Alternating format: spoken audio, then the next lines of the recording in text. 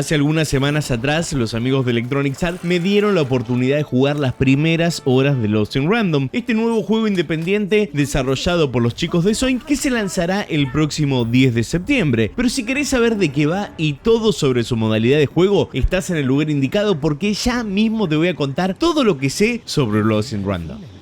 Los desarrolladores de Fe nos traen esta nueva aventura muy renovada donde nos contarán la historia de Par, una niña que vivía en el reino de Azar, un lugar bastante extraño, la verdad, donde todo se regía por el poder de los dados. Tan así que al cumplir 12 años cada niño tenía la posibilidad de tirar el dado y depende del número que saliera podía ser separado de sus padres y enviado a otra región.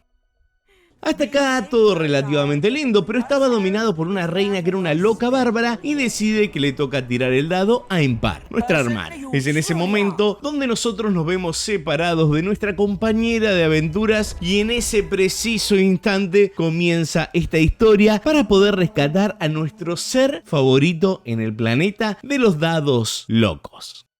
Como ya están viendo ustedes, el juego parece el hijo de una película de Tim Burton. La verdad es que se ve increíble. Estéticamente cada uno de los personajes, enemigos y demás tienen esas características que tanto destacan en las películas de este grosso del cine, pero acá lo adaptaron de una manera muy particular, ya que la historia logra conectar con ese tipo de diseño. Por supuesto, sin dejar de lado cada una de sus regiones, que cambia bastante en aspecto y diálogos, ya que cada uno hace referencia a una cara del dado, por lo cual vamos a tener mundos como Umburbio, Londos, Triena, etcétera. Está, la verdad, muy bien pensado.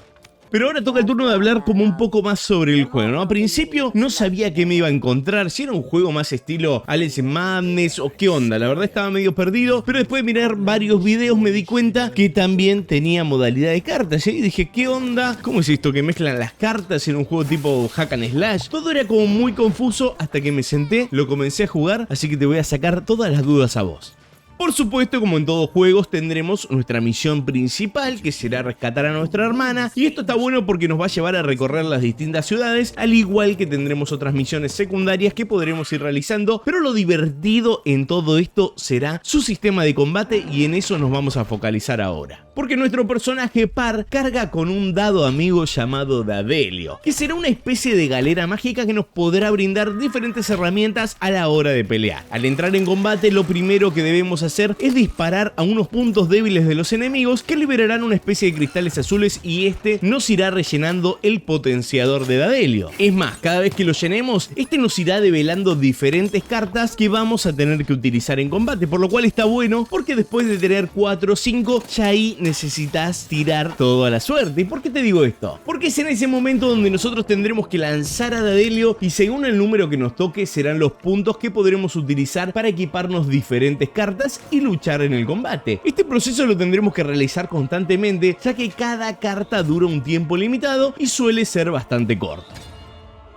Imagínate como ejemplo, ¿no? Que estás jugando, no te sale una carta digna, pero ni de casualidad, y el dado te tira un fucking 1, diríamos, tenés mucha mala suerte, lo sé, pero puede pasar, a mí me pasó varias veces, por lo que el combate es una de esas cosas únicas del juego y eso es algo que realmente a mí me encantó.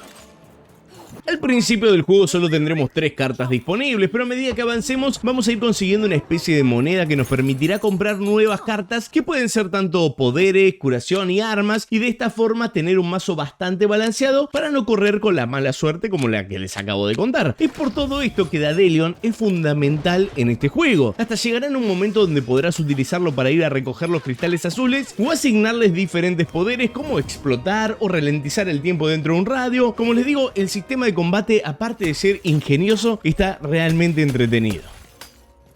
Por otro lado, sus enemigos no suelen ser nada fáciles, más desde el comienzo, viste que todavía no terminaste de conectar del todo con su metodología de combate, pero a medida que avanzás ya el dash se vuelve fundamental, controlar a Dadelio también y algunos skills que no pueden faltar nunca en tu baraja. De todos modos, como les contaba, pudimos jugar unas 4 horas, por lo que no dudo que a medida que progresemos iremos teniendo mejores armas, skills y esto cambiará un poco la experiencia de juego, pero bueno, para eso solo tendríamos que esperar poquitos días para su lanzamiento.